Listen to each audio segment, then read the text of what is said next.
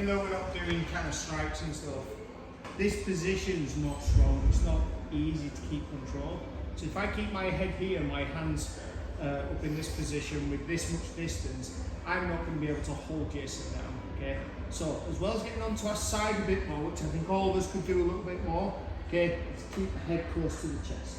This closes things in, makes it a little bit tighter and a little easier to keep control. Okay. Rather than thinking about pulling Jay and keeping Jay in this position, think about keeping your head attached to the chest.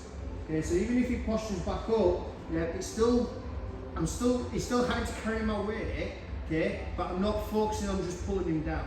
But eventually, you know, he's going to end up giving, or he's focusing so much on fighting to get his posture back. So if he's fighting to get his posture back, it's much easier to now start looking at getting the quarter guard. Okay, so that, if Jay starts posturing up, is really difficult. Even with my big old biceps, I lift. Warning. Okay, so even with me lifting once a month, you know, I can't keep control. I know no one believes me, but I can't. Okay, so keeping that head attached is going to help. Okay. Some people have been really nice as well, and Jay's lifting the leg up from. Don't do that. That can work. Okay, so like if I'm in this position, Jay's trying to keep this leg flat on the mat.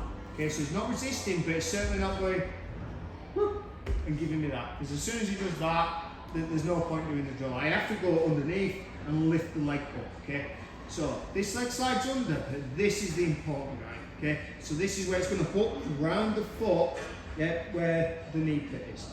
Okay, this closes in and just gives us a little bit of a trap.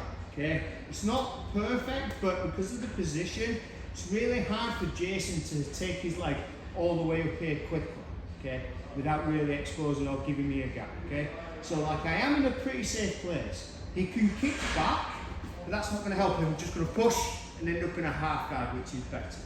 Okay, so like this, even though it doesn't feel very strong, his options are really limited.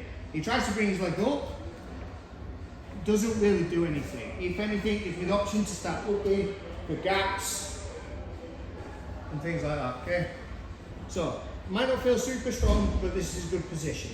But we need to create a seesaw now. So his knees on the mat. I'm going to pinch my knees together, and then both knees with it pinched, I'm going to start rotating them so that the knees point up to the ceiling, so that the knee lifts.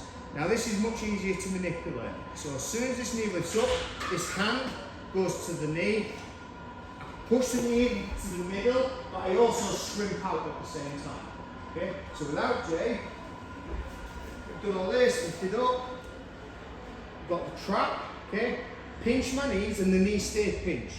Okay, knees start pointing to the ceiling. As soon as that knee's off the mat, hand goes down, push the knee down, open the leg so you end up in a half guard, and then turn and shrimp out the other way, and then capture the leg again. So you're in a tight half guard.